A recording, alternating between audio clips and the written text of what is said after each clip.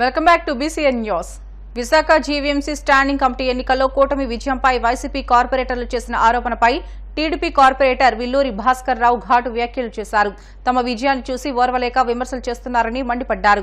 ఎన్నికల్లో తనకు పార్టీలకు అతీతంగా ఓట్లు వేయడం వల్లే భారీ మెజార్టీతో గెలుపొందామని, వైసీపీకి జీవీఎంసీలో మెజార్టీ ఉన్నప్పటికీ తనకు ఓట్లు వేసి గెలిపించారని అన్నారు. గతంలో భారీగా వేల కోట్లు టీడీఆర్ స్కామ్ చేశారని, జీవీఎంసీని ప్రక్షాళన చేసి ప్రజా ప్రయోజనాల అంశాలపై దృష్టి సారిస్తామని స్పష్టం చేశారు. ఎందుకంటే ఆ పార్టీలో ఉన్న కార్పొరేటర్లు కూడా నన్ను ఆశీర్వదించి ఇంత అఖండమైన మెజారిటీ ఇచ్చారు అంటే ఒక సమస్య మీద సమర్థవంతంగా పని చేస్తానని, ఆ సమస్యని ఆ పనిని శుభ్రంగా అర్థం చేసుకుని దాన్ని ప్రక్షాళన చేస్తానని ఒక గట్టి నమ్మకంతో నా సహచార కార్పొరేటర్ సోదరిమణులు, నా సహచార కార్పొరేట్ సోదరులు కూడా ఈరోజు నాకు ఇంత అఖండమైన విజయాన్ని ఇచ్చి వాళ్ళు నన్ను దీవించారని చెప్పి మీడియా ద్వారా మీకు తెలియజేస్తాను. ఎందుకంటే అక్రమాలు కాదండి, చాలా దారుణాలు జరిగాయి.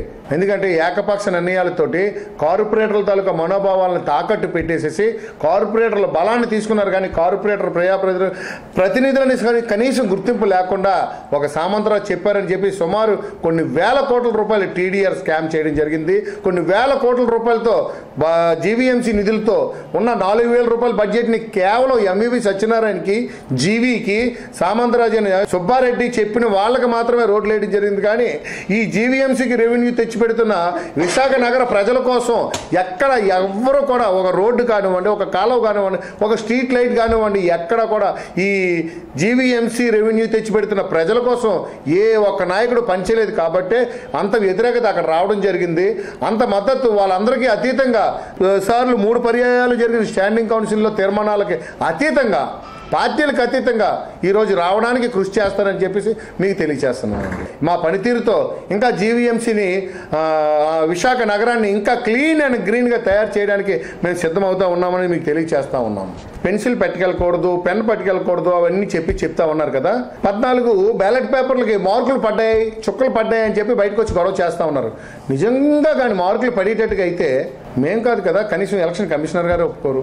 అసలు మార్కులు ఉన్నాయని వాళ్ళు చెప్తున్నారు తప్పితే మార్కులు కానివ్వండి, డాట్స్ కానివ్వండి ఎక్కడా కూడా లేవు. వాళ్ళు కావాలని మా విజయాన్ని చూసి వాళ్ళు సహించలేక, వాళ్ళు మా విజయాన్ని చూసి ఓర్వలేక, మా విజయాన్ని స్వాగతించలేక 3 సంవత్సరాలు కూడా అధికార మదంతో ఉన్నారు. కాబట్టి ఇప్పుడు ఆ అధికారాన్ని కోల్పోవలసి వస్తుందనే ఒక దీంతో మా విజయానికి మకిలి పట్టించడానికి బురద జల్లే ప్రయత్నాలు చేస్తూ ఉన్నారు. ఎందుకంటే అది క్రాస్ ఓటింగ్ కాదు, 100% కూడా వాళ్ళపై ఉన్న వ్యతిరేక ఓటు అని చెప్పేసి వాళ్ళు తెలుసుకోవాలి తప్పితే అది క్రాస్ ఓటింగ్ అని చెప్పేసి వీళ్ళు దానికి ఏదో పేరు పెట్టి దాన్ని తప్పు చెబుతామని అంటే చాలా తప్పండి. అది 100% తప్పు అని చెప్పేసి మీడియా ద్వారా మీకు తెలియజేస్తున్నాను. ఆత్మ పరిశీలన చేసుకోవాలి. ఎందుకంటే నేను చేసిన తప్పులేంటి అని చెప్పేసి ఆత్మ విమర్శ, ఆత్మ పరిశీలన చేసుకుంటే ఏ నాయకుడికైనా సరే ఓటమి ఉండదు, ఫెయిల్యూర్స్ ఉండవు అని చెప్పేసి మీడియా ద్వారా తెలియజేస్తున్నాను. ఎందుకంటే ప్రతి ఒక్క నాయకుడు కూడా గతంలో పరిపాలనలో కానివ్వండి, సమస్యలపైన పని పెట్టడం కానివ్వండి, దృష్టి సారించడం కానివ్వండి, సమగ్రంగా చేసేటట్టుగైతే ఏ నాయకుడికి ఫెయిల్యూర్స్ ఉండదు. ఇప్పుడు అందరూ కూడా వస్తున్నారు వెళ్తున్నారు అని అంటే వాళ్ళకి సమస్యలపైన దృష్టి సారించడం కానివ్వండి, పార్ట్ టైం ఎమ్మెల్యేలు, పార్ట్ టైం నాయకులుగా తయారయ్యారు తప్పితే ఎవరికి కూడా దృష్టి సారించి అంత ఖాళీ ఉండకపోవడం వల్లే ఈ డిజాస్టర్స్, ఈ ఫెయిల్యూర్స్. ఈ 98 వార్డులు కూడా నాకు ఇప్పుడు ఏంటంటే అంతమంది కార్పొరేటర్ల తాలూకా అండదండలు నాకు ఉండడం వల్ల 98 మందికి కూడా నేను పార్టీలకు అతీతంగా, ఎందుకంటే ఏకపక్ష నిర్ణయాలు అయితే నా దగ్గర ఉండవు, పార్టీలకు అతీతంగా ప్రతి ఒక్క కార్పొరేటర్ వ్యవస్థని కూడా గౌరవిస్తూ ఆయన ఏ పార్టీలో గెలిచినప్పటికీ కూడా ఆయన 20,000 మంది ప్రజలకి ప్రజాప్రతినిధిగా ఆయన జీవీఎంసీ కౌన్సిల్కి అడుగు పెట్టడం జరిగింది.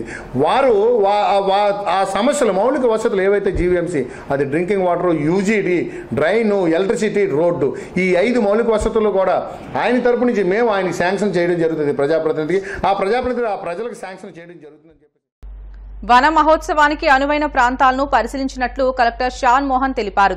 జిల్లాలో మొక్కలను విరివిగా పెంచాలనే లక్ష్యంతో రాష్ట్ర ప్రభుత్వం త్వరలో చేపట్టనున్న వన మహోత్సవ కార్యక్రమానికి అనువైన ప్రాంతాలను కలెక్టర్ అధికారులతో కలిసి శనివారం పరిశీలించారు. తొలుత కాకినాడ జేఎన్టీయూ ఇంజనీరింగ్ కళాశాల, జేఎన్టీయూ గ్రౌండ్, జిల్లా క్రీడా మైదానాన్ని పరిశీలించారు. అదేవిధంగా కాకినాడ పోర్టు ప్రాంతాలను పరిశీలించారు. అనంతరం కాకినాడ పోర్టు ప్రాంతంలో ఏర్పాటు చేయనున్న చెక్ పోస్ట్ ప్రాంతాన్ని పరిశీలించారు. అధికారులను వివరాలు అడిగి తెలుసుకున్నారు.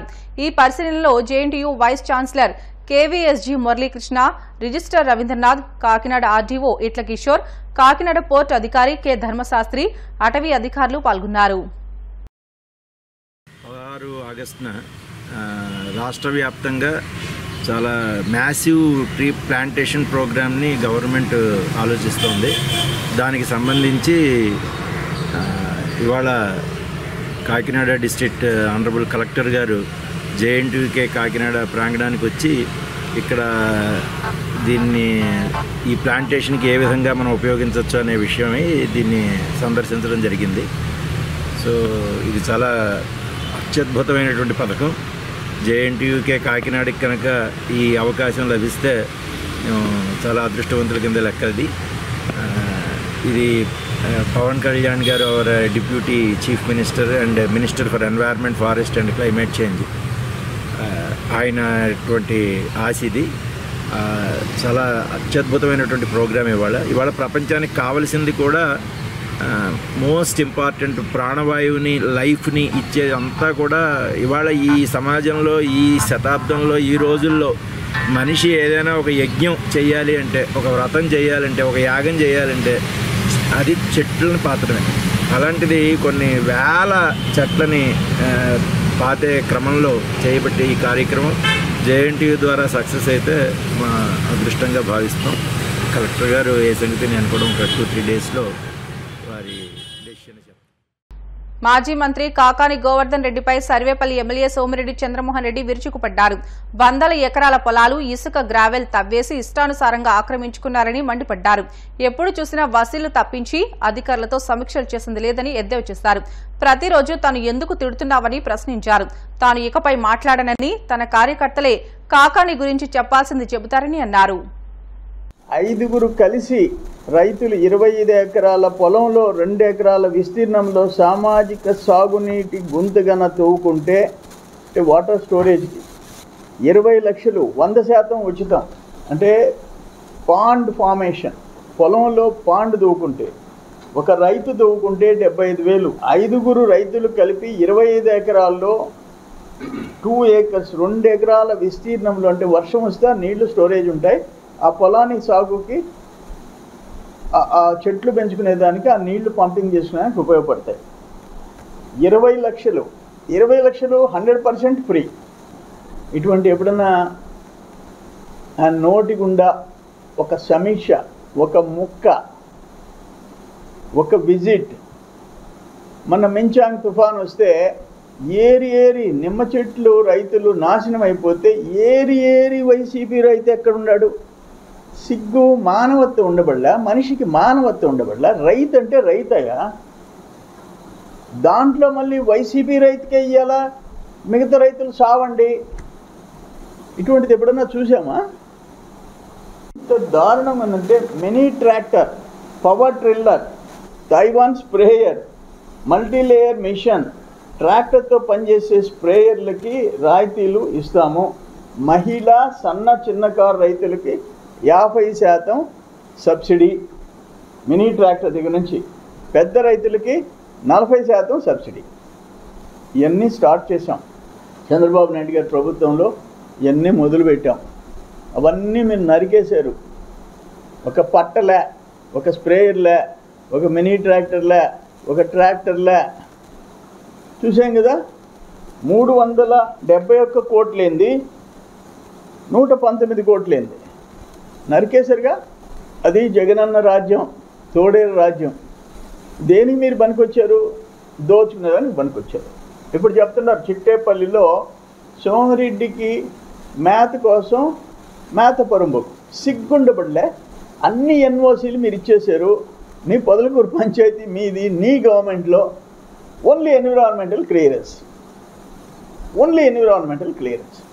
దానికి పబ్లిక్ హీరింగ్ పెట్టారు. మొత్తం పంచాయతీ నుంచి, మైనింగ్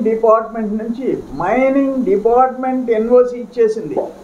ఒక పర్యావరణ కమిటీ సమావేశం చెప్పకుండా పెట్టారని వాళ్ళు గ్రామస్తులు వ్యతిరేకించారు. దానికి నీ ఫోన్ నుంచి సిగ్గుండబడలే, నీ ఫోన్ నుంచి సోమిరెడ్డికి మేత. సిగ్గు. నీకు అక్కడ వరదాపురం 68 ఎకరాలు మేత, no lease, no permit.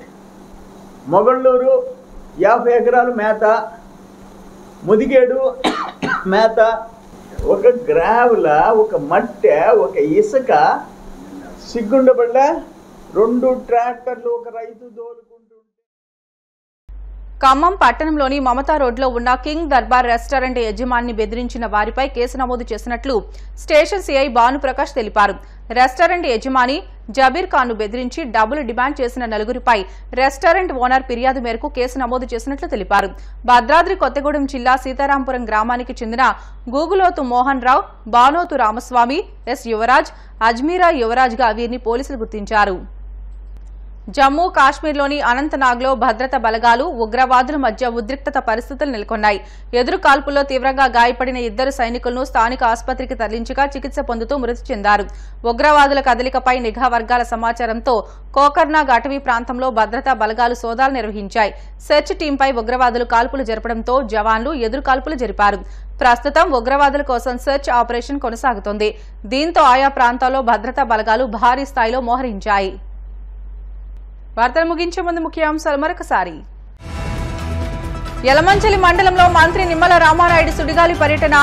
Gangadapalem, Matlapalem, వడ్డీలంక గ్రామాల్లో అభివృద్ధి పనుల ప్రారంభం.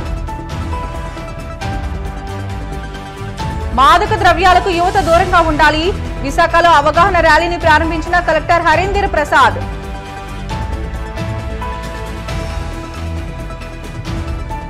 నూతనంగా ఎన్నికైన విద్యా కమిటీలు అంకిత భావంతో పనిచేయాలి. దిశానిర్దేశం చేసిన పిఠాపురం మాజీ ఎమ్మెల్యే వర్మ. త్వరలో ప్రభుత్వం చేపట్టనున్న వన మహోత్సవం. మొక్కలు నాటేందుకు స్థలాలను పరిశీలించిన కలెక్టర్ షాన్ మోహన్ సగిలి. ఇవి ఇప్పటివరకు బులెటిన్లోని అప్డేట్స్. మరిన్ని వార్తల కోసం BCN digital YouTube channel, Facebook పేజీని ఫాలో అవ్వండి. అప్డేట్ వార్తల కోసం ప్లీజ్ డూ సబ్స్క్రైబ్.